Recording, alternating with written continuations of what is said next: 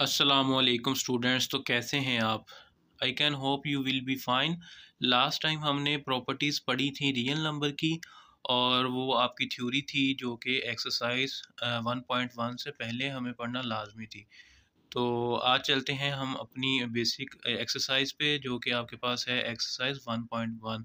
तो इसका फर्स्ट वाला क्वेश्चन है आपके पास, identify each of the following as rational और इरेशनल नंबर। ये आपको कुछ क्वेश्चंस उसने दिए हैं और आपने इनको आइडेंटिफाई करना है कि आया कि ये जो क्वेश्चंस हैं ये रैशनल नंबर से रिजेंबल करते हैं या इरेशनल नंबर से रिजेंबल करते हैं। तो बस यही आपने इन क्वेश्चंस में बताना है कि ये फॉर एग्जांपल कोई भी रैशनल है या इरेशनल है। ठीक है, सबसे पहले तो आपको जो बेसिक डेफिनेशन है वो रैशनल और इरेशनल नंबर की आनी चाहिए कि आपके पास रैशनल नंबर क्या होते हैं कि the numbers that can be written in the form of p over q, कि वो नंबर्स जो पी ओवर क्यू यानी ओवर की फॉर्म में लिखे जा सकते हैं।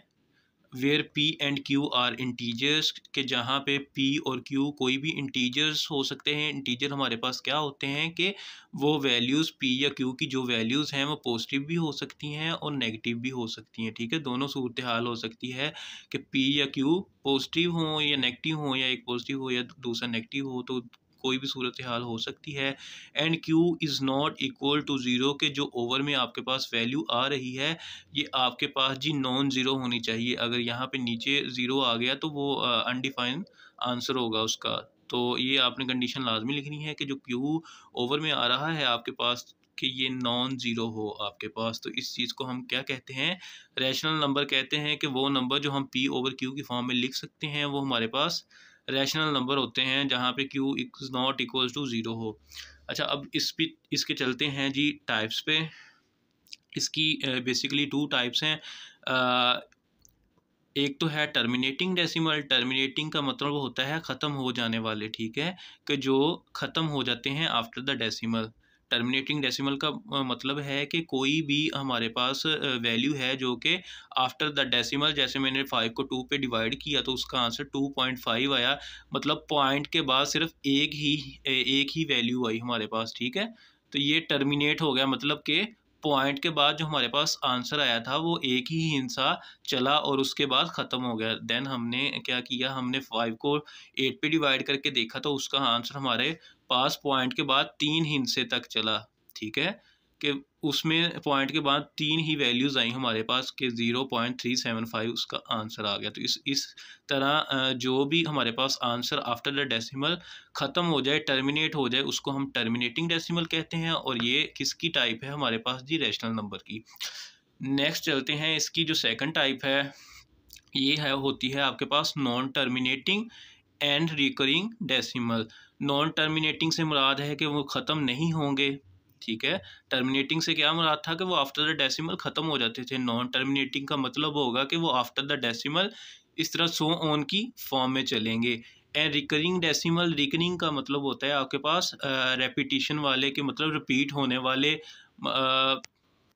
उर्दू में उसको बोलेंगे कि जो आपके पास ये वर्ड्स आ रहे हैं वो सेम ही, मतलब उसी तरीके के नंबर आएंगे, बार बार रिपीट होंगे। ठीक है, कि यहाँ पे देखें कि 0 पॉइंट अगर 666, तो इस तरह ये एंड तक आपके पास 0.66 ही रिपीट होगा, इसमें कोई भी और वैल्यू नहीं आएगी।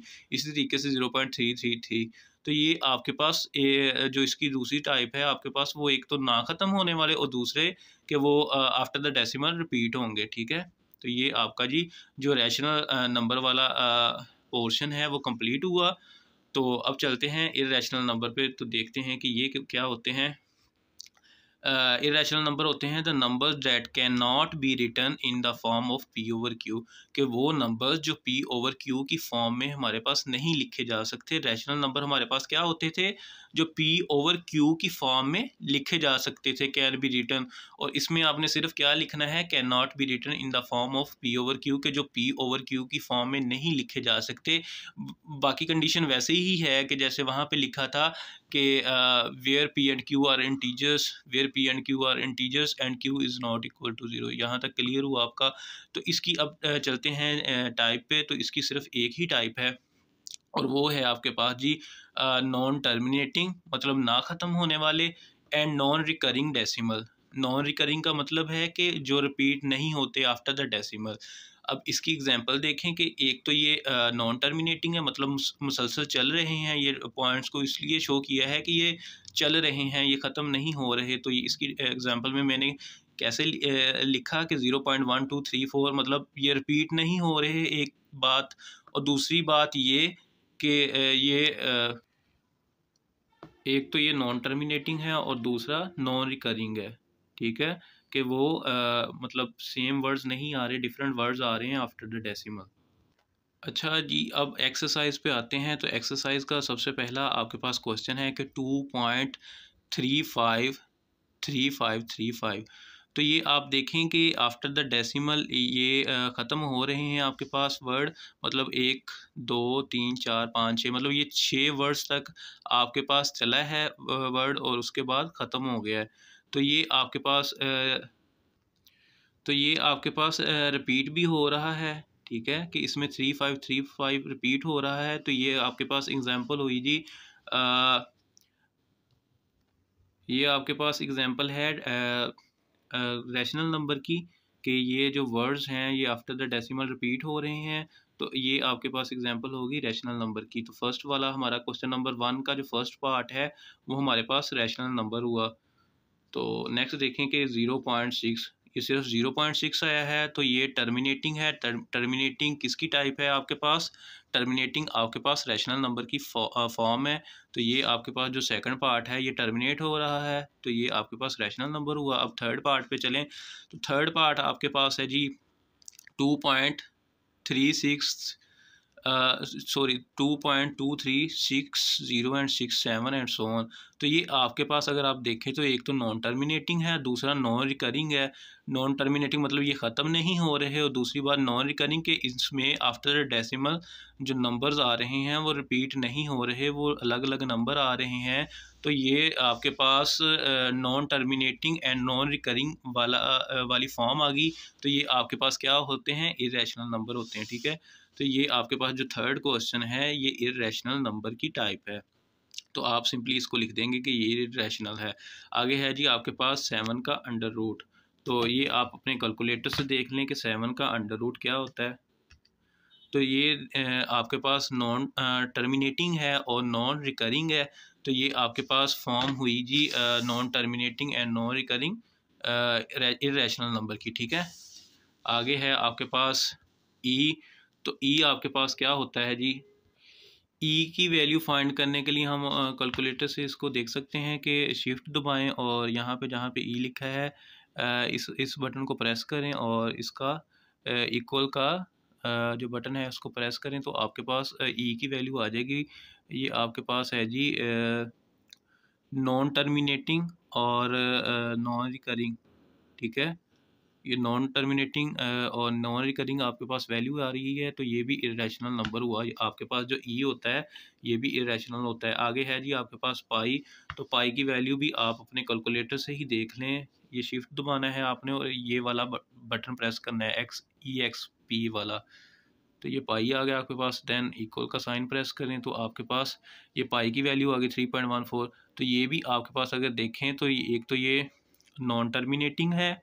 ठीक है, और दूसरा नॉन रिकरिंग है। तो ये टाइप होती है इरेशनल नंबर की। तो ये भी आपके पास इरेशनल नंबर हुआ। आगे आप चलें तो नेक्स्ट आपके पास है जी 5 + 11 का अंडर रूट। अब 11 सबसे पहले आपने 11 का अंडर रूट लेना है। 11 को प्रेस किया और इक्वल का साइन लगाया। तो ये आपके पास क्या आ रहा है? एक तो नॉन टर्मिनेटिंग आ रहे हैं, मतलब ये ख़त्म नहीं हो रहे, स्क्रीन पूरी भर गई है वर्ड से। दूसरा नॉन रिपीटिंग आ रहे हैं, नॉन रिकरिंग आ रहे हैं। ठीक है, तो ये आपके पास क्या हुआ? इरेशनल की फॉर्म। अब इसमें आप 5 को जमा भी कर लें कि जो आपके पास 5 आया है उसको यहाँ से प्लस करें और 5। तो 5 को प्लस करने के बाद भी आपके पास जो आंसर आ रहा है non recurring and non repeating आ रहा है। तो ये आपके पास हुआ ये भी इरेशनल की फॉर्म हुई, ये वाला जो आपका है ये भी इरेशनल हुआ। नेक्स्ट है आपके पास क्वेश्चन नंबर 8, 3 का अंडर रूट + 13 का अंडर रूट। तो सबसे पहले जी आप कैलकुलेटर से 3 का अंडर रूट लें और प्लस प्रेस करें और देन है 13 का अंडर रूट को प्रेस करें और 13 को प्रेस करके इज इक्वल्स टू को प्रेस कर दें। ठीक है, तो ये आपके पास ये भी आंसर जो आ रहा है ये आपके पास एक तो नॉन टर्मिनेटिंग है और दूसरा नॉन रिकरिंग है, तो ये भी आपके पास क्या हुआ, ये भी इरेशनल हुआ। ठीक है, क्वेश्चन नंबर 8 भी आपके पास इरेशनल है। अब आए क्वेश्चन नंबर 9 पे। आपके पास है जी 15/4, 15 को डिवाइड करें आप 4 पे, तो ये आपके पास आया 3.75। तो ये आपके पास टर्मिनेटिंग आंसर आ रहा है, after the decimal terminating answer आ रहा है। तो टर्मिनेटिंग डेसिमल किसकी फॉर्म होती है जी, रैशनल नंबर की फॉर्म होती है। ठीक है, तो ये हमारा जो क्वेश्चन नंबर 9 है ये टर्मिनेटिंग फॉर्म में आ रहा है, तो ये आपके पास रैशनल नंबर हुआ। आगे नेक्स्ट वाला क्वेश्चन देखें, तो इसको सोल्व करना पड़ना है। क्वेश्चन नंबर 10 है, तो क्वेश्चन नंबर 10 को सोल्व करते हैं। ये सोल्व करने वाला क्वेश्चन है, इसको लिखें कि क्वेश्चन नंबर 10 है और इसकी जो वैल्यू है आपके पास जी वो है 2। तो ये आपके पास क्वेश्चन नंबर 10 की वैल्यू है। अगर यहाँ पे आप देखें तो ये फार्मूला बन रहा है, तो ये कौन सा फार्मूला है, तो ये अगर आप गौर से देखें कि a minus b into a plus b equals to आपके पास होता है a square minus b square. अगर इस वैल्यू को देखें तो ऊपर वाली वैल्यू भी इसी तरीके से है कि पहले a माइनस बी हो गया, यहाँ पे आपके पास 2 माइनस 2 अंडर रूट है, इसी फॉर्म में लिखा गया है। दूसरा a प्लस बी है और यहाँ पे 2 प्लस 2 अंडर रूट, मतलब वैल्यूज सेम है, जस्ट क्या फ़र्क है, इन साइंस का फ़र्क है ऊपर। ठीक है, सारी वैल्यूज सेम थी हमारे पास और ये जो थे प्लस और माइनस का डिफरेंस था हमारे पास। तो ये आपके पास होता है जी ए स्क्र माइनस बी स्क्र की ये जो हमारे पास पूरी वैल्यू है ये एक ही है। अगर इसको आप कंपेयर करें तो ये वाली पहली वैल्यू ए की है और दूसरी वैल्यू हमारे पास बी की है। तो ये आपके पास इस तरीके से आ जाएगा ए स्क्र माइनस बी स्क्र। तो यहाँ पे ए आपके पास क्या है 2 और बी क्या है 2 का अंडर रूट। ठीक है, तो ए इसको इस तरीके से लिख सकते हैं हम कि 2 का स्क्वायर, जैसे ए का स्क्वायर आया था हमारे पास, तो ये 2 का स्क्वायर माइनस यहाँ पे जो फार्मूले में माइनस है वो लगाया। अब बी का स्क्वायर आना है, बी आपके पास क्या वैल्यू है ये वाली, तो ये मैंने 2 के अंडर रूट का होल का स्क्वायर लिख दिया। तो इससे नेक्स्ट क्या होगा, ये 2 टू द 4, 2 का स्क्वायर आपके पास 4 होता है, माइनस अब ये इससे कैंसिल, स्क्वायर रूट से कैंसिल हो गया, तो ये आपके पास सिंपल 2 आ गया, 4 माइनस 2 इक्वल्स टू 2। तो ये आपके पास टर्मिनेटिंग आंसर आ रहा है। तो ये आपके पास क्या हुआ जी, ये रैशनल नंबर की फॉर्म है आपके पास, ये रैशनल नंबर हुआ। ठीक है, अब क्वेश्चन नंबर 2 देखें कि क्वेश्चन नंबर 2 है आपके पास represent the following numbers on the number line, कि आपके पास कुछ नंबर्स दिए गए हैं जो कि आपने नंबर लाइन, या इसको एक तो नंबर लाइन बोलते हैं, दूसरा इसको रियल लाइन भी बोलते हैं। ठीक है, तो ये रियल लाइन क्या होती है, चले देखते हैं। तो जी जो आपके पास नंबर लाइन या रियल लाइन होती है वो इस तरीके से कोई भी लाइन होती है। ठीक है, जिसका जो मिड पॉइंट होता है, जैसे कि इसका मिड पॉइंट फॉर एग्जांपल ये बन रहा है, तो यहाँ पे सारी वैल्यूज़ ज़ीरो होती हैं और अगर हम ज़ीरो से राइट साइड पे मूव करना चाहें तो वैल्यूज़ पॉजिटिव में आती हैं, और इसी तरह अगर ज़ीरो से नेगेटिव साइड पे मूव करें तो जो हमारे पास वैल्यूज़ हैं वो नेगेटिव फॉर्म में आएंगी, मतलब उनके साइड जस्ट साइन नेगेटिव का होगा। जैसे अगर इधर को मैं मूव करना चाहूँ, यहाँ पे 1 आ गया, यहाँ पे 2 आ गया, यहाँ पे 3 आ गया, यहाँ पे 4 आ गया। ठीक है, और यहाँ पे आपके पास 5 आ गया। इसी तरीके से अगर मैं इस साइड पे मूव करूँगा तो जो मतलब यहाँ पे प्लस वाली वैल्यूज़ आई थी, तो इस साइड पे क्या आएंगी, नेगेटिव वाली वैल्यूज़ आ जाएंगी। बस लिखना क्या है हमने, -1, -2, -3, -4 और -5। मतलब अगर हम राइट साइड पे मूव करेंगे तो हमारे पास वैल्यूज़ पॉजिटिव आएंगी, दरमियान में ज़ीरो होगा, मतलब उसका मिड पॉइंट होगा, और अगर लेफ़्ट साइड पे मूव करेंगे तो वैल्यूज़ नेगेटिव आएंगी। ठीक है, बस यही आपके पास रियल लाइन होती है। इसको बढ़ा भी सकते हैं कि अगर थोड़ा सा लंबा कर लें तो ज़्यादा वैल्यूज़ आ जाएंगी, अगर छोटे कर लें तो कम वैल्यूज़ आ जाएंगी, लेकिन ये वैल्यूज़ आगे चलती रहती हैं एज इट इज़। ठीक है, ये आपके पास क्या हुआ जी, ये आपके पास होती है रियल लाइन और नंबर लाइन। ठीक है, इसको रियल लाइन या नंबर लाइन बोलते हैं। अब उसने आपसे जो फर्स्ट क्वेश्चन पूछा है कि represent the following numbers on the number line, कि आपने ये जो वाले नंबर हैं इनको आपने जी नंबर लाइन पे शो करना है। ये जो आपके पास नंबर है इनको आपने नंबर लाइन पे शो करना है। सबसे पहले देखें जो क्वेश्चन नंबर 1 है, ये 2 का अंडर रूट है, तो 2 अंडर रूट 2 लेते हैं तो ये आपके पास आंसर क्या आता है 1.41। तो इसको हमने नंबर लाइन पे शो करना है, तो आपके पास जी प्लस का प्लस में आंसर आया, मतलब प्लस की वैल्यू है, और ये आपके पास क्या आ रहा है 1.41। 1.41 तकरीबन आपके पास जी यहाँ पे आ रहा है। ये न्यू नंबर लाइन बना लें क्वेश्चन नंबर 1 के लिए। तो ये जी क्वेश्चन नंबर 2 का फर्स्ट पार्ट था कि 2 का अंडर रूट आपने फाइंड करना है कि वो रियल लाइन पे कहाँ पे आता है। तो ये इसको मैंने कैलकुलेटर से फाइंड किया, 2 का अंडर रूट लिया, उसका आंसर ये आया है मेरे पास। अब यहाँ पे देखें कि 1.41 मतलब ये 5 से कम है, मतलब 1 पॉइंट अगर 5 समथिंग होता तो वो हाफ में आता, तो ये हाफ से थोड़ा सा कम पीछे, मतलब यहाँ पे अगर इसका हाफ बन रहा है तो ये जो आपके पास पॉइंट है ये तकरीबन यहाँ पे आएगा कि जो 2 का अंडर रूट है वो यहाँ पे आ जाएगा आपके पास। ठीक है, तो ये जस्ट यहाँ तक ही आपने फाइंड करना था कि उसका सबसे पहले अंडर रूट की वैल्यू देखें कि जो उसकी वैल्यू आ रही है ये तकरीबन यहाँ पे आ रही है कि 1.41। ये रिपीट होते रहें जहाँ तक मर्जी चल जाएं, लेकिन आपने इन पहली आफ्टर द डेसिमल एक दो वर्ड्स को ही देखना है। तो वो जहाँ पे आपके पास अब 1.41 बन रहे थे तो ये तकरीबन हाफ से थोड़ा सा पीछे कि 1.4 पे यहाँ पे मैंने उसकी वैल्यू लिख ली कि यहाँ पे 2 का अंडर रूट आ रहा है। ठीक है, बस इतना ही काम करना था आपने। अब नेक्स्ट क्वेश्चन है आपके पास 3 का अंडर रूट, तो इसको देखते हैं, अलग से इसकी रियल लाइन बनानी है आपने। तो जी ये मेरे पास 3 का अंडर रूट था, मैंने 3 के अंडर रूट को मैंने सोल्व किया कैलकुलेटर से, 3 का अंडर रूट लिया तो वो आपके पास आंसर इस तरीके से है। मैंने उसको लिख लिया कि 1.7320। अब ये देखें कि 1.7 है, मतलब ये हाफ से थोड़ा आगे होगा। यहाँ पे फॉर एग्जांपल इसका हाफ बन रहा है तो ये थोड़ा सा यहाँ पे होगा कि 7 मतलब 3 पॉइंट्स कह लें कि अगर इसमें 10 पॉइंट्स हैं तो 3 पॉइंट पीछे होगा यहाँ पे, तकरीबन यहाँ पे। तो ये मैंने यहाँ पे लिख दिया कि 3 का जो अंडर रूट आ रहा है मेरे पास वो इस पॉइंट पे है। तो ये आपके क्वेश्चन नंबर 2 की रियल लाइन बन गई या नंबर लाइन बन गई। ठीक है, इतना ही काम करना है। अब चलते हैं इसके क्वेश्चन नंबर 3। तो क्वेश्चन नंबर 2 का थर्ड पार्ट है जी आपके पास 1/3। ठीक है, 4 इंटू 1/3। तो इसको आपने सोल्व करने से पहले क्या करना है कि 3 को 4 से सबसे पहले मल्टीप्लाई करना है। 4 3 द 12, 12 इन दोनों को मल्टीप्लाई करने के बाद आपके पास 12 आंसर आया। जो भी आंसर आया आपने उसको ओवर के ऊपर वाली वैल्यू में जमा कर देना है। अब मेरे पास 12 आंसर आया था तो मैंने 12 प्लस 1 किया और ओवर में क्या लिख दिया 3, कि जो भी आंसर आया उसको ऊपर वाली वैल्यूज में जमा कर लेना है। तो ये आपके पास क्या आंसर आ गया जी 13/3। तो ये आपके पास एक सिंपल ओवर में वैल्यू चेंज होगी। अब 13 को 3 पे डिवाइड करें, 13 डिवाइडेड बाय 3, तो ये आपके पास इस तरीके से आंसर आ गया कि 4.33।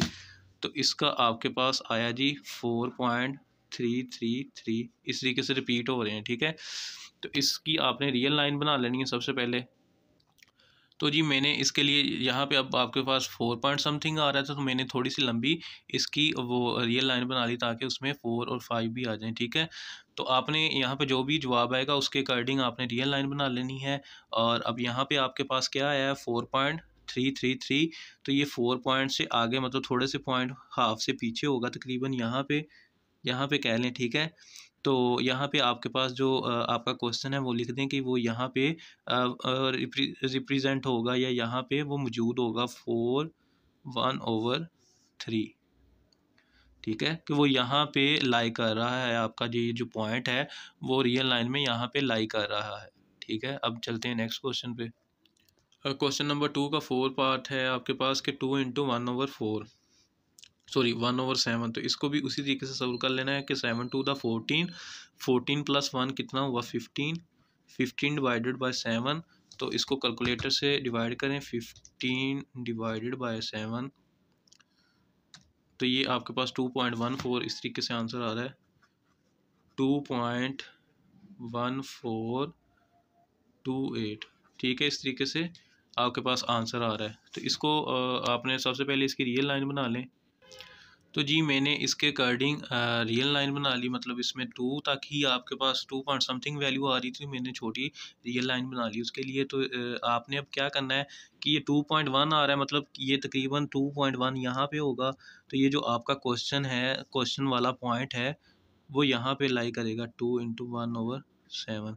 तो मतलब ये जो आपका क्वेश्चन है, क्वेश्चन वाला पॉइंट है, वो यहाँ पे लाई कर रहा है, 2 पॉइंट समथिंग है, 2.142। तो ये यहाँ पे लाई कर रहा है, ठीक है। तो ये आपका क्वेश्चन नंबर 2 का 4th पार्ट भी क्लियर हुआ। अब नेक्स्ट देखते हैं। नेक्स्ट आपके पास है जी 5/8। तो आपने 5 को डिवाइड करना है 8 पे। तो ये आपका आंसर है 0.625। डिवाइड करने के बाद आपके पास आंसर आ गया 0.625, ठीक है। तो ये आपके पास आंसर है। तो इसका आप सबसे पहले इसकी रियल लाइन बना। तो जी इसकी सबसे पहले मैंने रियल लाइन बना ली। अब क्योंकि वैल्यू पॉजिटिव है की है, तो इसी साइड पे चलेंगे। अगर कहीं पे किसी के साथ माइनस आ जाता, मतलब कि वैल्यू के साथ ही गिवन माइनस होता, तो हम उसका इस साइड पे, लेफ़्ट साइड पे उसकी वैल्यू को पुट करते हैं। क्योंकि हमारे पास जो भी आंसर आ रहे हैं वो पॉजिटिव आ रहे हैं, तो इसलिए हम इसकी राइट साइड ही यूज़ कर रहे हैं। अब यहाँ पे आपके पास 0.625 है। तो ये आपको पता है कि 0 और 1 के दरमियान में मतलब हाफ से थोड़ा सा आगे जाएं तो ये यहाँ पे 0.62 आएगा। मतलब अगर यहाँ पे होता तो 0.5 होना था, मतलब हाफ होना था। अब थोड़ा सा आगे चले गए तो यहाँ पे आपके पास जी 5/8 पॉइंट लाई कर रहा है। 5/8 कि ये जो 5/8 है वो यहाँ पे लाई कर रहा है कि हाफ से थोड़ा सा आगे। तो ये आपकी रियल लाइन में उसको आपने शो कर दिया। इसका अब लास्ट क्वेश्चन रह गया आपके पास कि 2 × 3/4। तो इसी तरीके से आपने इसको सोल्व कर लेना है। तो सबसे पहले आपने क्या करना है, 4 × 2, 4 × 2 आपके पास कितना हुआ, 4×2 = 8, 8 + 3 आपके पास 11/4 हो गया, ठीक है। 11/4। सबसे पहले इसको इससे मल्टीप्लाई किया, जो भी आंसर है उसको 3 में जमा करके ओवर में 4 को वैसे ही लिख दिया। तो अब 11 को 4 पे डिवाइड करें, 11/4। तो ये 2.75 आंसर है आपका, 2.75। तो अब इसकी रियल लाइन बना लें आप। तो जी इसकी मैंने रियल लाइन बना ली है। अब आपको पता है कि 2.75, 2 से मतलब आगे वाली साइड पे हम मूव करेंगे, और एंड पे कहीं पे मतलब यहाँ पे 9 होगा, यहाँ पे 8 होगा और यहाँ पे तकरीबन 7 होगा। तो मैंने यहाँ पे सपोज कर लिया कि ये 2.75 यहाँ पे आ रहा है। तो यहाँ पे जो हमारा पॉइंट होगा वो यहाँ पे लाई करेगा कि 2 × 3/4 यहाँ पे लाई कर रहा है, क्योंकि उसका आंसर हमारे पास 2.75 है। तो ये इसको आप इस तरीके से लिख लें या ये वाला लिख लें, दोनों ही वेज ठीक हैं आपके।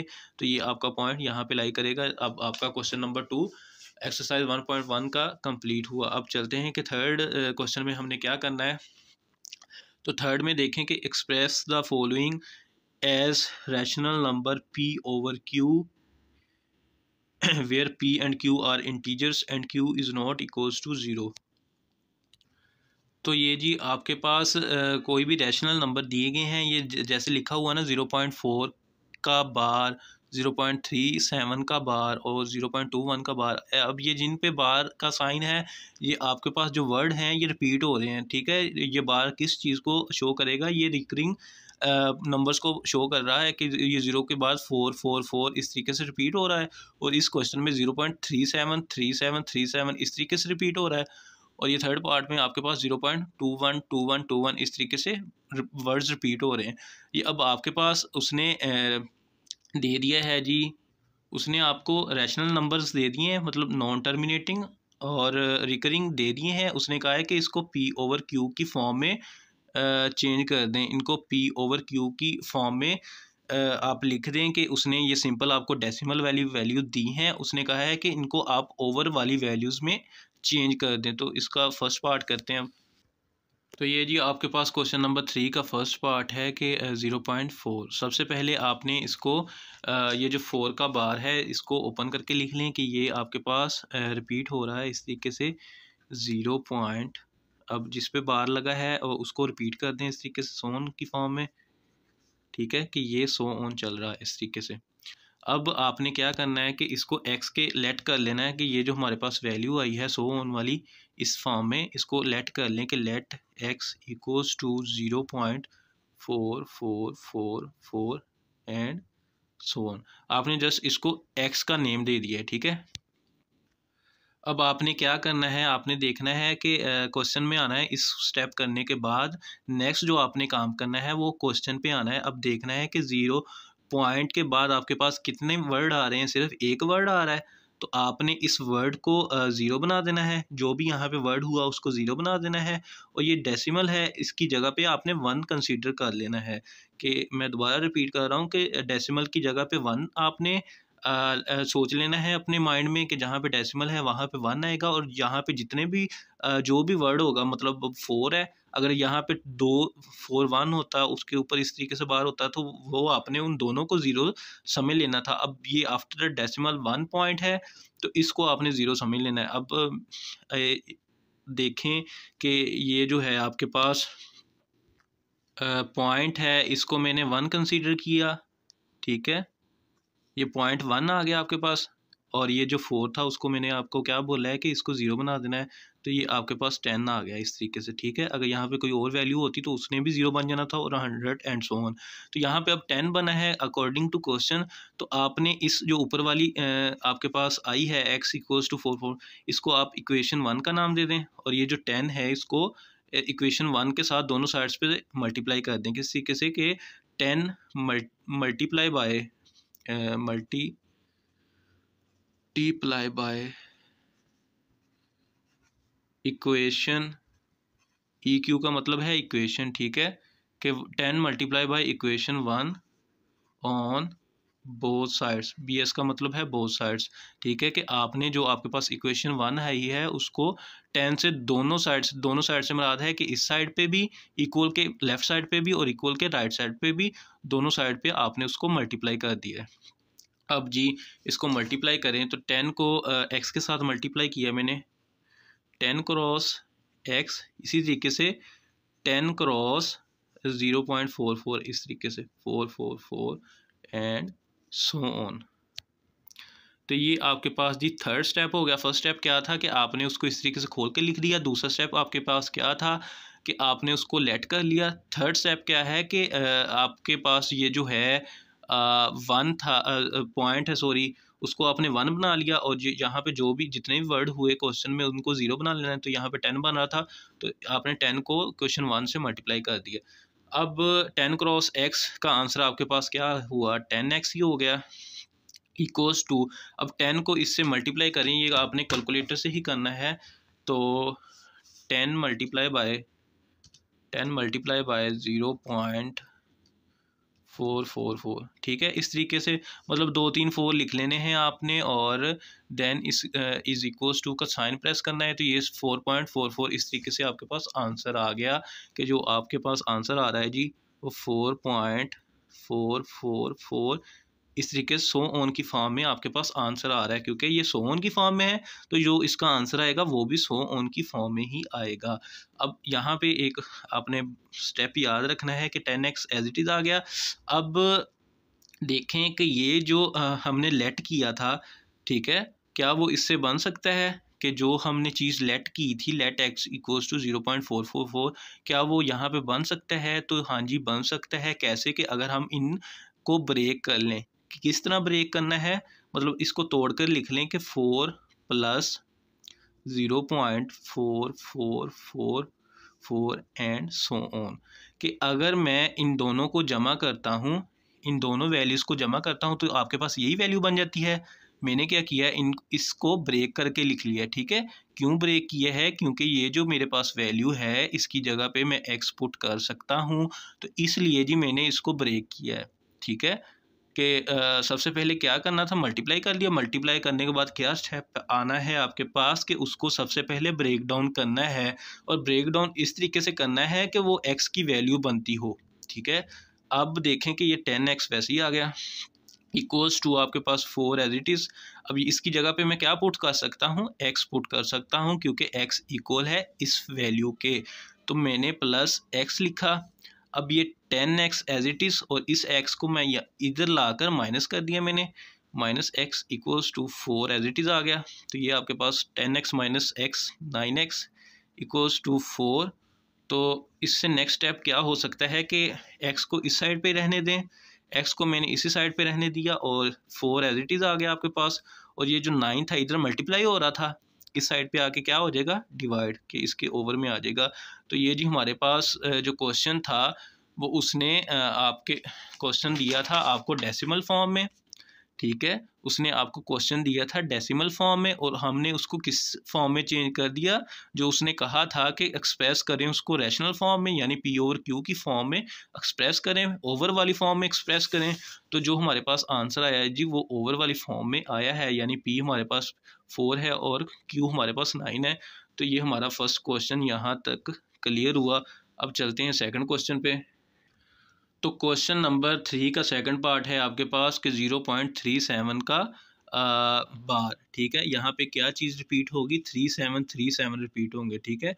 तो सबसे पहले आपने इसको रेपिटेशन की फॉर्म में लिख लेना है, 0.373737, ठीक है, ये इस तरीके से रिपीट हो रहा है। अब नेक्स्ट स्टेप जो आपने करना होता था वो क्या करना है कि आपने लेट करना होता है, इसी तरीके से इसको भी लेट करेंगे। मैंने लेट किया है इसको, let x equals to 0.373737 and so on. अच्छा, ये दूसरा स्टेप हो गया। आपने थर्ड स्टेप क्या करना होता है कि जैसे यहाँ पे आफ्टर द डेसिमल सिर्फ एक पॉइंट आया था और उसको मैंने ज़ीरो बना दिया था, यहाँ पे कितने पॉइंट आ रहे हैं, 2, इसको मैं दोनों को ज़ीरो बना दूंगा, इन दोनों को ज़ीरो बना दूंगा और जो पॉइंट है उसको 1 बना दूंगा। अब मैंने पॉइंट को 1 बनाया तो वो 1 आ गया, ये 2 वर्ड्स आ रहे हैं तो इन दोनों को मैंने ज़ीरो बनाया तो ये 100 आ गया। इसको आपने इसी तरीके से इक्वेशन 1 का नाम दे लेना है। अब 100 को आपने मल्टीप्लाई करना है, multiply by 100 on both sides of equation 1, कि मेरे पास जो इक्वेशन 1 आई है उसके दोनों साइड्स पे मैंने 100 से मल्टीप्लाई कर देना है। अब 100 क्रॉस एक्स हो जाएगा, 100 क्रॉस एक्स इक्वल्स टू, इसी साइड पे भी 100 क्रॉस 0.373737 एंड सो ऑन। तो 100 क्रॉस एक्स किया, ये आपके पास 100x आ गया सिंपल, ठीक है। इस वैल्यू को अब आपने कैलकुलेटर की मदद से सोल्व करना है, तो 10 मल्टीप्लाई करना है, सॉरी 100 आना है, यहाँ पे भी 100 आना है, ठीक है। तो आपने 100 को मल्टीप्लाई करना है 0.3737 से 0.3737, ठीक है, इस तरीके से। तो ये आपके पास 37.3737 इस तरीके से आंसर आएगा कि 37.3737, ठीक है। मल्टीप्लाई करने के बाद जो आपके पास आंसर आएगा वो भी आपके पास जी नॉन टर्मिनेटिंग होगा और इस फॉर्म में आएगा, ठीक है। अब इसके बाद जो मल्टीप्लाई करने के बाद मैंने आपको स्टेप बताया था वो क्या था कि उसको मल्टीप्लाई करने के बाद क्या करना होता है, ब्रेक डाउन करना होता है। तो इसको हम किस वे से ब्रेक डाउन करेंगे कि यहाँ पे जो आफ्टर द डेसिमल है वो हमारे पास एक्स बन जाए। तो ये 100x को आपने एज इट इज़ लिख लिया इक्वल्स टू, अब 37 को मैंने ब्रेक कर लिया इस सारे से, तो प्लस मैंने क्या लिखा, 0.373737 एंड सो ऑन, कि मैं अगर इन दोनों को जमा करूंगा तो वो ऊपर वाली वैल्यू बन जाएगी। लेकिन इस तरीके से क्यों करना था, क्योंकि हमारे पास ये x की वैल्यू बनती है। तो 100x वैसे लिख लिया इक्वल्स टू 37 आपके पास वैसे ही आ गया जी। अब ये इसकी जगह पे मैं x लिख सकता हूँ क्योंकि x की वैल्यू है ये, तो मैंने x लिख लिया। अब 100x minus x equals to आपके पास 37 आ गया। इससे नेक्स्ट स्टेप में 100x में से x निकाला मैंने, तो ये 99x इक्वल्स टू 37। अब यहाँ से अगर मैंने x की वैल्यू फाइंड करनी हो जी तो x एज इट इज़ आ जाएगा और 37 डिवाइडेड बाय 99। तो ये देखें कि हमारे पास जो क्वेश्चन दिया गया था वो डेसिमल फॉर्म में था, हमने उसको p ओवर q की फॉर्म में कन्वर्ट कर दिया, तो यही हमारे पास आंसर है, ठीक है। तो यहाँ तक आपका जो सेकंड पार्ट है वो भी कंप्लीट हुआ। अब चलते हैं इसके थर्ड पार्ट पे। इसका 3 पार्ट है कि 0.21 और उसका आपके पास बार, ठीक है। तो सबसे पहले इसका बार को हटाते हैं, 0.212121 and so on. Next step आपने क्या करना होता है कि इसको लेट करना होता है। लेट कर लिया जी x equals to 0.212121 and so on. Then आपने इसको इक्वेशन 1 का नाम देना होता है, तो नाम भी दे लिया। इसके बाद आपने क्या करना होता है कि ये अब आफ्टर द डेसिमल 2 पॉइंट आ रहे हैं, इनको 0 बना दिया और यहाँ पे पॉइंट को 1 बना दिया। तो ये मैंने सबसे पहले पॉइंट को 1 बना दिया और ये दो जो वर्ड थे इनको 0 बना दिया। तो ये 100 बन गया मेरे पास। तो इसको मल्टीप्लाई करना है, multiply by equation 1 on both sides, कि मैंने इक्वेशन 1 के दोनों साइड्स पे 100 से मल्टीप्लाई कर देना है। तो 100 multiply by x equals to 100 multiply by 0.212121 so on. अब यहाँ पे आपके पास 100 क्रॉस x, तो आपके पास 100x ही होता है और इस साइड पे आपने इसको मल्टीप्लाई करके देख लेना है। 100 को 100 क्रॉस 0.212121, ठीक है। तो ये आपके पास जो आंसर आ रहा है ये 21.2121 आएगा, ठीक है। After the multiplication the answer will be like 21.212121 इस तरीके से, ठीक है, कि 2121 आपके पास रिपीट होगा आफ्टर द डेसिमल। तो नेक्स्ट स्टेप क्या करना होता है कि इसको ब्रेक डाउन करना होता है। तो लेफ्ट हैंड साइड वाली चीज़ आपके पास वैसी आ जाएगी, 21 भी वैसी आ जाएगा, और इसको जो मैंने ब्रेक डाउन कर दिया x बनाने के लिए, वो दूसरी वैल्यू को मैं इस वैल्यू को ब्रेक डाउन कर रहा हूँ कि 0.212121, ठीक है। ये ब्रेक कर दिया, क्यों किया, क्योंकि ये x की वैल्यू है। तो 100x एज इट इज़ आ गया, इक्वल्स टू 21 भी वैसे ही आ गया। और अब ये जो आपके पास वैल्यू होती है ये किसकी होती है, x की, ठीक है। तो ये मैंने एज इट इज़ x लिख दिया और अब जी इस x को इस साइड पे ले आए, 100x minus x equals to 21। Next step में आपने इस 100 में से इस x को माइनस करना होता है, तो ये 99x इक्वल्स टू 21। तो अब ये x है, इसकी हमने वैल्यू फाइंड करनी है, तो 21 डिवाइडेड बाय 99 की कर दिया। तो ये आपके पास जी डेसिमल फॉर्म थी, हमने उसको कन्वर्ट कर दिया है p/q की फॉर्म में। तो यही आपका आपने फाइंड करना था। तो यहाँ तक आपका क्वेश्चन 3 एंड होता है। नेक्स्ट चलते हैं क्वेश्चन 4 पे, कि वहाँ पे आपने क्या करना है। अब यहाँ पे है जी name the property use in the following, के यहाँ पे आपने जो कल मैंने आपको प्रॉपर्टीज़ पढ़ाई थी, पूरा लेक्चर दिया था प्रॉपर्टीज़ पे रियल नंबर की। तो यहाँ पे आपने बताना है कि कौन सी प्रॉपर्टी यूज़ हो रही है। अब सबसे पहले है आपके पास तो ये जी क्वेश्चन नंबर 4 का फर्स्ट पार्ट है आपके पास ये वाला, कि a+4 bracket plus b equals to है a+4 और b। अब यहाँ पे आपको पता है कि जो एसोसिएट हमारे पास प्रॉपर्टी होती है उसमें हम 3 वर्ड्स यूज़ करते हैं। अब यहाँ पे भी देखें तो कितने वर्ड आए हैं, 1 2 और 3, ठीक है। बाकी आपने एसोसिएट प्रॉपर्टी की पहचान क्या होती है कि पहले उसने जो एक साइड वाले 2 हिस्से होते हैं उन पे ब्रैकेट लगाई होती है और दूसरी साइड पे उसने जो लास्ट वाले 2 हिस्से होते हैं उन पे ब्रैकेट लगाई होती है। अगर यहाँ पे देखें तो उसने पहले फर्स्ट वाले 2 जो वर्ड्स थे उन पर ब्रैकेट लगा दी, तीसरे को वैसे ही छोड़ दिया।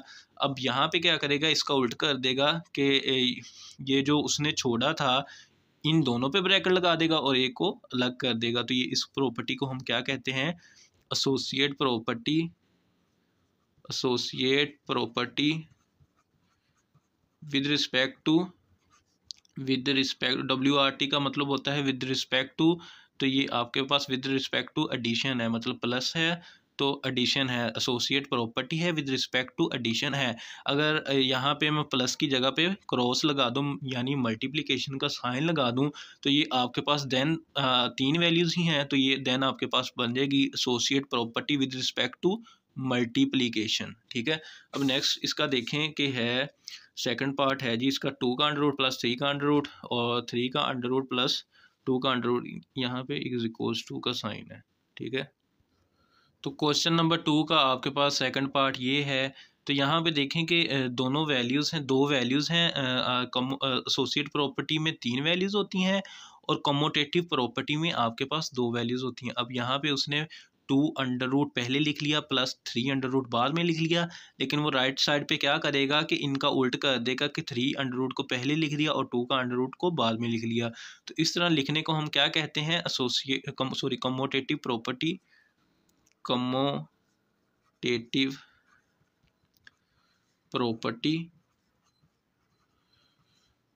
With respect to addition. अब यहाँ पे इनके दरमियान में प्लस का साइन यूज़ हुआ है, तो प्लस एडिशन मतलब कि विद रिस्पेक्ट टू एडिशन। अगर इन इसी साइन को मैं क्रॉस में चेंज कर दूं कि यहाँ पे अगर प्लस ना होता और मल्टीप्लिकेशन होता, यहाँ पे भी मल्टीप्लाई होता, तो ये होनी थी commutative property with respect to multiplication. ठीक है, कि अगर इन दोनों को हम जमा करें या इन दोनों को हम जमा करें तो उनका आंसर सेम ही आएगा। ठीक है, ये लास्ट लेक्चर में मैंने आपको एक कंप्लीट कॉम्प्रिहेंसिव वे से समझाया था। तो ये आपके पास कमोटेटिव प्रॉपर्टी हुई। और नेक्स्ट देखते हैं, नेक्स्ट है आपके पास question number 3, x plus into minus x equals to 0। अच्छा जी, ये क्वेश्चन नंबर 4 का थर्ड पार्ट है कि हमने x में कोई वर्ड ऐड किया है और उसका आंसर 0 आ गया है। ये किस तरीके से हो सकता है, ये मतलब किसी चीज़ में मैंने आपको पहले भी बताया था कि अगर किसी चीज़ में दूसरी चीज़ को जमा किया जाए तो उसका आंसर 0 नहीं होता, लेकिन इस फॉर्म में कि अगर हम उसी वर्ड के साइन चेंज करके उसको जमा कर दें किसी वैल्यू में तो वो उसका आंसर 0 हो जाता है। किस तरीके से कि x plus minus minus x equals to 0 के ये आपस में कैंसिल हो गए। तो इस प्रॉपर्टी को हम क्या कहते हैं, एडिटिव इनवर्स। ठीक है, कि हमने उसी वर्ड का इनवर्स उसमें जमा कर दिया तो ये एडिटिव इनवर्स हुआ आपके पास। ठीक है, तो इसके नेक्स्ट क्वेश्चन है a into b plus c, यहाँ पे इक्वल्स टू का साइन है, equals to a b plus a c. तो ये क्वेश्चन नंबर 4 का फोर्थ पार्ट है कि ए बाहर था ब्रैकेट के और ब्रैकेट के अंदर दो वैल्यूज़ थी और ए ने दोनों से बारी बारी मल्टीप्लिकेशन खाई। ठीक है, तो इस तरीके से ए अंदर क्या हो रहा है, अगर हम देखें तो ये ए अंदर हो रहा है, तो ये ए अंदर इनडायरेक्टली आपके पास डिवाइड हो रहा है। डिवाइड मतलब डिस्ट्रीब्यूट हो रहा है, दोनों के साथ डिस्ट्रीब्यूट हो रहा है, मतलब दोनों के साथ ही तकसीम हो रहा है कि पहले वो बी के साथ मल्टीप्लाई हो गया। ठीक है, बी के साथ डिस्ट्रीब्यूट हो गया, फिर वो ए सी के साथ डिस्ट्रीब्यूट हो गया। तो इसको हम क्या कहते हैं, डिस्ट्रीब्यूटिव प्रॉपर्टी, डिस्ट्रीब्यूटिव प्रॉपर्टी कि ए दोनों के साथ डिस्ट्रीब्यूट हो गया, मतलब वो बाहर था और दोनों के साथ डिस्ट्रीब्यूट हो गया, मतलब दोनों के साथ मल्टीप्लाई हो गया, तो इसको डिस्ट्रीब्यूटिव प्रॉपर्टी बोलते हैं। नेक्स्ट है आपके पास कि 16 प्लस 0 इक्वल्स टू 16। तो 16 प्लस 0 इक्वल्स टू 16 के हमने किसी वर्ड में कोई ऐसा वर्ड ऐड किया कि उसका जो एक्चुअल आंसर था वो चेंज नहीं हुआ, तो इसको हम क्या कहते हैं जी, ये एडिटिव आइडेंटिटी होती है, एडिटिव आइडेंटिटी। तो वैसे भी अगर आपको वो MCQs में पूछ ले कि एडिटिव आइडेंटिटी क्या होती है, तो एडिटिव आइडेंटिटी प्लस में 0 होती है, और एडिटिव इन्वर्स का अगर वो पूछ ले तो वो किसी भी वर्ड का साइन अगर चेंज कर दे तो वो उसका एडिटिव इन्वर्स बन जाता है। और एडिटिव आइडेंटिटी क्या होती है, एडिटिव आइडेंटिटी 0 होती है कि 0 को किसी वर्ड में जमा करें तो उसका आंसर चेंज नहीं होता। इससे नेक्स्ट है कि 100 cross 1 equals to 100। Question number 4 का 6th पार्ट है आपके पास, 100 क्रॉस 1 इक्वल्स टू 100। तो ये आपके पास हुआ जी कि हमारे पास कोई भी वर्ड था, हमने उसे किसी ऐसे वर्ड से मल्टीप्लाई किया कि उसका जो ओरिजिनल आंसर था वो चेंज नहीं हुआ, तो इसको हम क्या कहते हैं, मल्टीप्लिकेटिव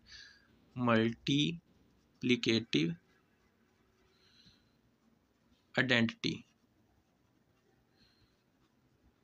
ठीक है, मल्टीप्लिकेटिव आइडेंटिटी क्या होती है कि हमने किसी दूसरे वर्ड को ऐसे वर्ड से मल्टीप्लाई करना है कि उसका जो ओरिजिनल आंसर है वो चेंज ना हो। तो वो ऐसा वर्ड कौन सा होता है हमारे पास, तो मल्टीप्लिकेशन में हमारे पास सिर्फ 1 ही ऐसा होता है कि उसको किसी दूसरे से मल्टीप्लाई करें और उसका आंसर चेंज ना हो, तो 1 इज़ द मल्टीप्लिकेटिव आइडेंटिटी।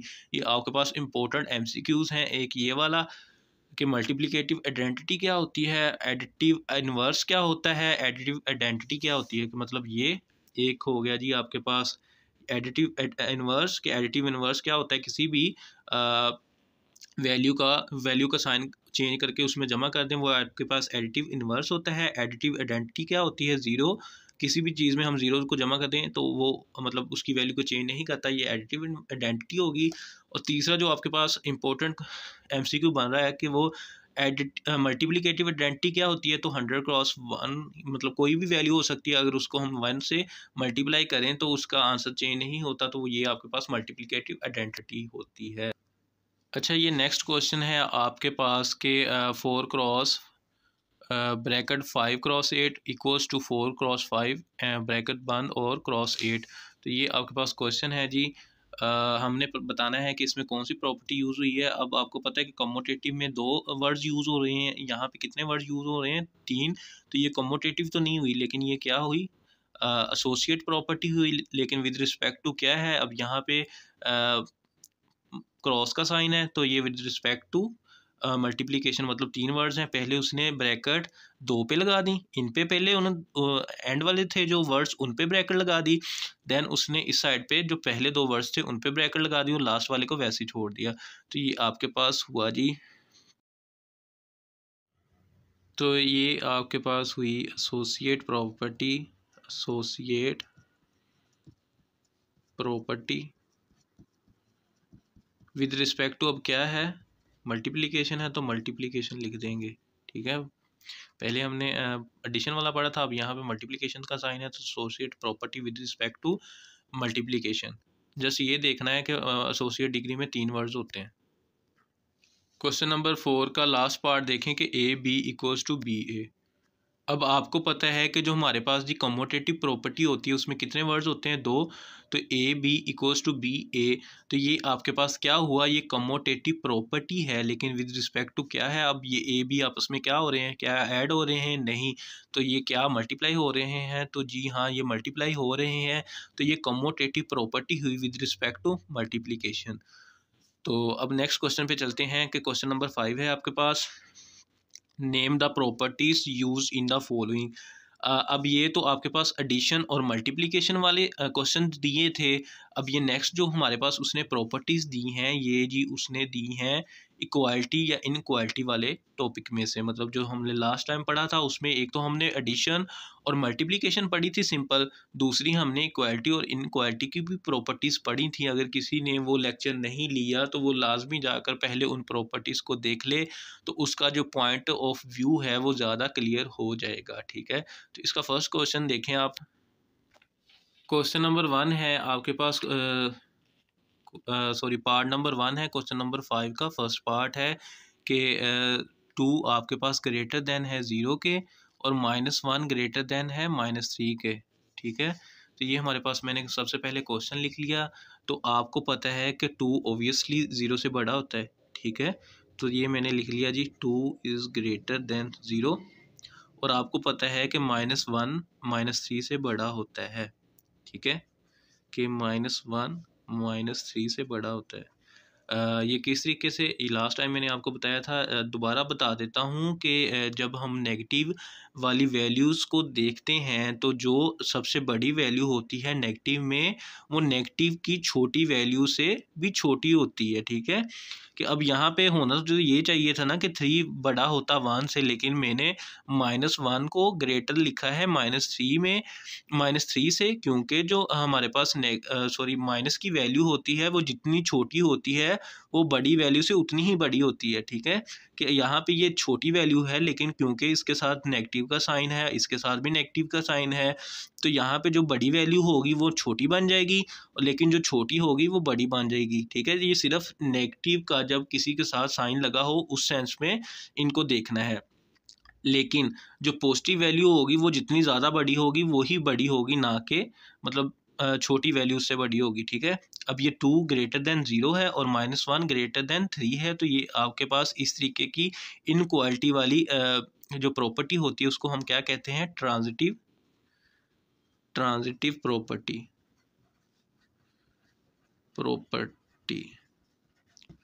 तो ये एक बार मैं आपको फिर थोड़ा सा रिवाइज करवा दूं कि ट्रांजिटिव आपके पास प्रॉपर्टी क्या होती थी। कि ट्रांजिटिव प्रॉपर्टी होती थी कि अगर a is greater than b है, ठीक है, और b is greater than c है, तो आपके पास उसके बाद क्या होता था कि ए सबसे बड़ा है, तो हम उसको लिख सकते थे कि ए हमारे पास सी से भी बड़ा होगा। ठीक है, ट्रांजिटिव प्रॉपर्टी जो हमने लास्ट टाइम जनरल फॉर्म उसकी पढ़ी थी कि अगर ए बड़ा हो बी से और बी बड़ा हो सी से, तो मतलब सी सबसे छोटा हुआ और ए सबसे बड़ा हुआ, तो मैं लिख सकता हूँ कि ए सी से भी बड़ा है। इसी तरीके से कि अगर 2 0 से बड़ा है तो 0 -1 से बड़ा होगा, और जो -1 है वो -3 से बड़ा होगा। ठीक है, कि ज़ीरो मिड में आ रहा है, +2 इस वो जैसे रियल लाइन समझ लें, इसको रियल लाइन समझ लें कि अगर हम इस साइड पे मूव करते हैं, रियल लाइन में इस साइड पे मूव करते हैं, हमारे पास बड़ी वैल्यूज़ आती हैं, देन मिड में 0 आता है। ठीक है, उसके इस साइड पे नेगेटिव वैल्यूज शुरू होने लग जाती हैं, तो आप ये समझें कि इस साइड पे वैल्यूज़ बढ़ रही हैं, तो ये सबसे बड़ा हुआ, 0 उससे छोटा और -1 उससे छोटा, और -3 आपको पता है कि जितनी बड़ी वैल्यू होगी माइनस में उतनी ही उसकी वैल्यू कम होती है माइनस में। ठीक है, तो ये आपके पास ट्रांजिटिव प्रॉपर्टी हुई। नेक्स्ट देखें कि क्या है। नेक्स्ट आपके पास है जी, if b is greater than a then 1/a is greater than 1/b। तो ये क्वेश्चन अगर गौर से देखें, पहले बी ए से बड़ा था, लेकिन जब उसने डिवाइड किया तो 1/a, मतलब आना तो इस तरीके से चाहिए था ना इस साइन को, कि हमारे पास ये बी ही बड़ा होता ए से, लेकिन ये क्योंकि उल्ट कर दी हैं, तो इसको देखते हैं कि ये कौन सी प्रॉपर्टी है। तो ये मैंने क्वेश्चन लिख लिया, ये आपके पास क्वेश्चन है कि बी ए से ग्रेटर देन है, लेकिन जब उनको डिवाइड किया गया तो वो जी उलट हो गया कि ए ग्रेटर देन निकला 1/b से। तो ये इसको क्या बोलेंगे, ये आपके पास रेसिप्रोकल हो गया है कि ये पहले सीधा लिखा था, लेकिन जब उसने इनका जवाब निकाला, मतलब ये उसका इन दोनों का जवाब निकाला, मतलब डिवाइड करके, तो ये उसके पास उलट आ गया, मतलब ये इस साइड पे था, ये साइन इस साइड पे था, साइन उलट हो गया, मतलब रेसिप्रोकल हो गया। तो इसको हम क्या कहेंगे, रेसिप्रोकल रेसिप्रोकल प्रॉपर्टी, सिंपल। ठीक है, कि ये जो साइन है ये उसने अपना जो फेस था वो चेंज कर लिया है, रेसिप्रोकल हो गया है, तो उसको हम सिंपली क्या के बोल देंगे, रेसिप्रोकल प्रॉपर्टी, के वो आफ्टर द डिवीजन साइन खुद ब खुद चेंज हो गया, रेसिप्रोकल हो गया, तो ये हमारे पास रेसिप्रोकल प्रॉपर्टी हुई। नेक्स्ट देखें कि आपके पास क्वेश्चन नंबर 3 है कि if a b is greater then a, कि आपके पास जो बी है वो ग्रेटर देन ए है, देन ए प्लस सी और बी प्लस सी। तो ये क्वेश्चन नंबर 5 का थर्ड पार्ट है कि अगर बी मेरे पास ग्रेटर देन है ए से, देन मैंने दोनों साइड्स पे कोई वर्ड सी जमा कर दिया, मतलब वो ए में भी जमा कर दिया और बी में भी जमा कर दिया, लेकिन जो मेरे पास राइट साइड वाली वैल्यू थी वो फिर भी लेफ़्ट साइड वाली वैल्यू से बड़ी ही आई, कि ये जो मेरे पास ये वैल्यू थी, ठीक है, वो फिर भी जो आंसर आया है उसमें भी इससे बड़ी है। तो इसको हम क्या कहते हैं, ये हमारे पास होती है जी addition property of inequality. Inequality मैंने क्यों लिखा है अब, क्योंकि ये जो साइन अंदर यूज़ हुआ है ये इनइक्वालिटी का साइन यूज़ हुआ है, इसलिए मैंने लिख दिया कि addition property of inequality. Addition कैसे है कि दोनों साइड्स पे हमने कोई वर्ड सी जमा किया था, इसलिए मैंने लिख दिया एडिशन।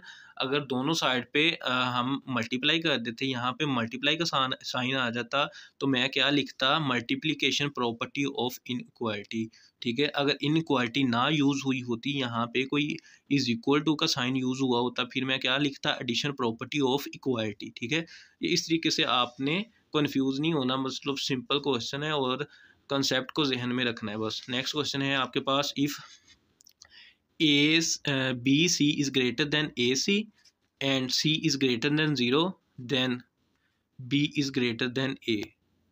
तो ये जी आपके पास क्वेश्चन नंबर 5 का फोर्थ पार्ट मैंने लिख लिया है कि अच्छा, इसको इस साइड से पढ़ना शुरू करें कि अगर आपके पास बी बड़ा है ए से, ठीक है, तो देन मतलब सी कोई भी पॉजिटिव वर्ड है, हमने सी को ए और बी दोनों साइड्स पे मल्टीप्लाई कर दिया, तो फिर भी आफ्टर द मल्टीप्लिकेशन जो जवाब आया उसका वो ये वाली साइड लेफ़्ट हैंड साइड से बड़ी ही थी, तो इस चीज़ को हम क्या बोलते हैं, तो इस चीज़ को हम बोलते हैं जी multiplicative property. Multiplicative multiplicative property of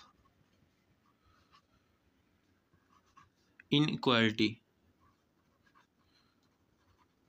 कि ये हमारे मेरे पास इनइक्वालिटी थी और ये दोनों साइड्स पे सी को मैंने क्या किया है, अब ऐड नहीं किया, अब यहाँ पे मैंने क्या किया है, मल्टीप्लाई किया है सी को दोनों साइड्स पे, इनकी दो क्वेश्चन की दोनों साइड्स पे मैंने सी को मल्टीप्लाई किया है। तो ये मल्टीप्लिकेटिव प्रॉपर्टी हुई ऑफ इनइक्वालिटी, क्योंकि इनइक्वालिटी का साइन यूज़ हुआ है। नेक्स्ट क्वेश्चन है हमारे पास।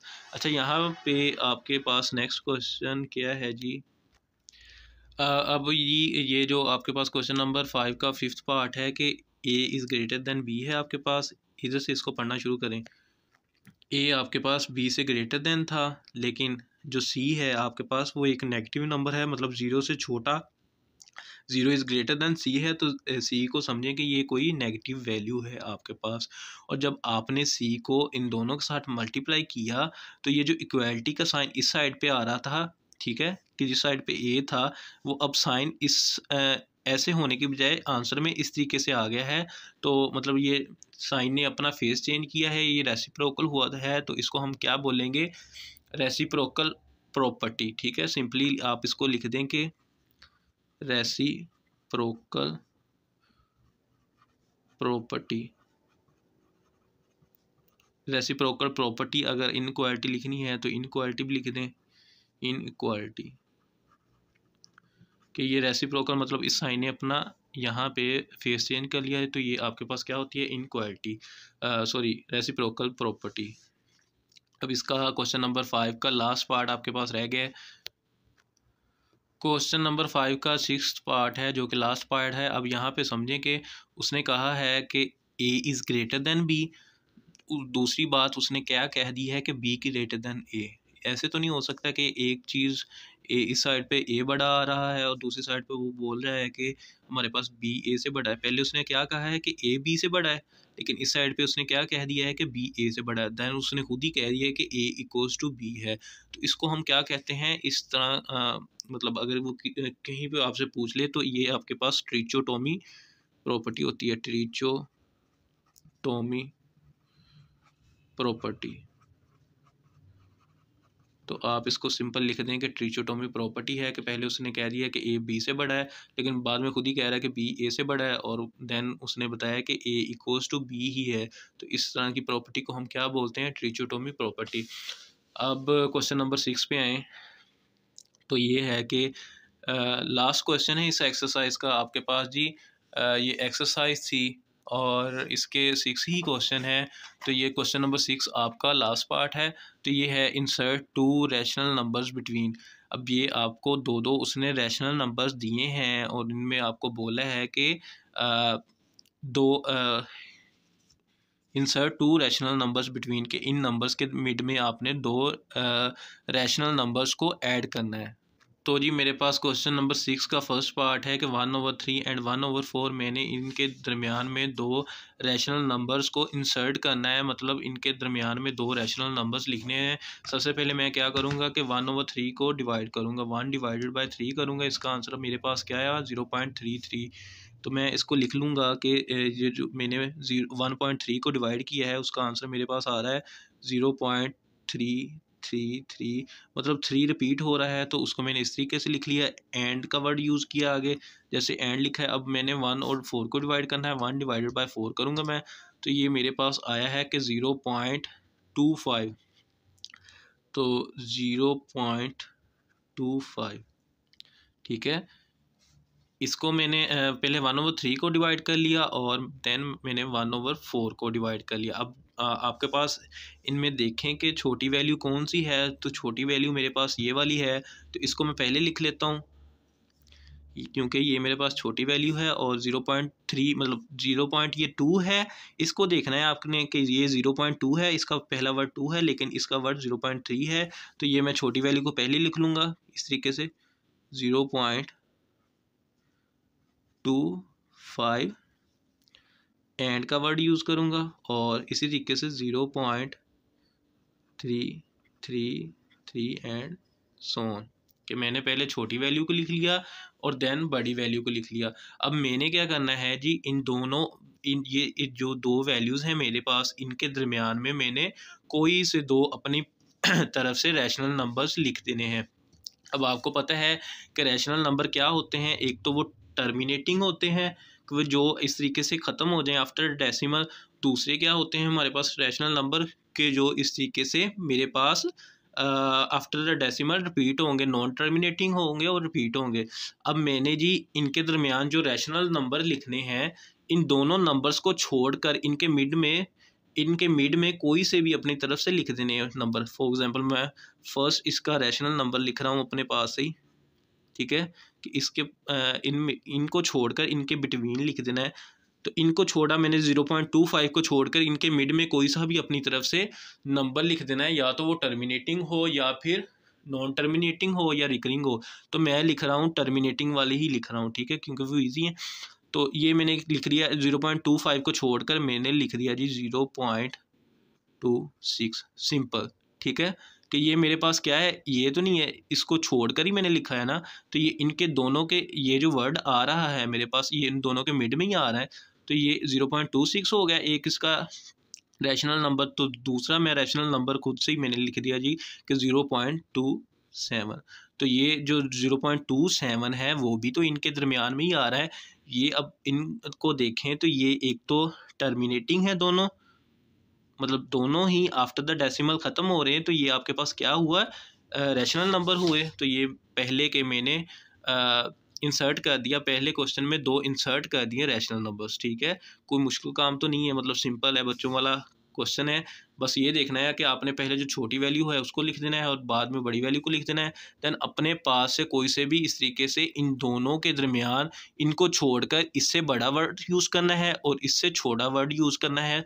तो ये जो मैंने 2 वर्ड्स लिखे हैं ये इनके बिटवीन ही आ रहे हैं। तो ये इनके दरमियान जी 2 रैशनल नंबर इंसर्ट हो गए। अब क्वेश्चन नंबर 6 का सेकंड पार्ट देखें।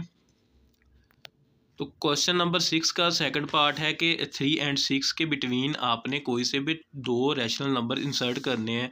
तो 3 और 6 के मिड में क्या ये अब ऑलरेडी जो छोटा वर्ड है पहले दिया है और फोर्थ बाद में दिया है। अब इनके दरमियान में आपने कोई से भी अपनी तरफ से रैशनल नंबर लिख देने हैं जो कि टर्मिनेटिंग हो, ठीक है, या तो टर्मिनेटिंग हो या नॉन टर्मिनेटिंग हो या रिपीटिंग हो। तो मैं टर्मिनेटिंग वाले लिख रहा हूँ इसी तरीके से, ठीक है। तो फर्स्ट मैंने लिख दिया जी अपने पास से कि ये 3 से बड़ा होना चाहिए और 4 से छोटा होना चाहिए, मतलब इन दोनों के मिड में होना चाहिए। तो 3.1 लिख दिया मैंने एक, ठीक है। तो ये आफ्टर द डेसिमल टर्मिनेटिंग हो रहा है, तो ये मेरे पास रैशनल नंबर है।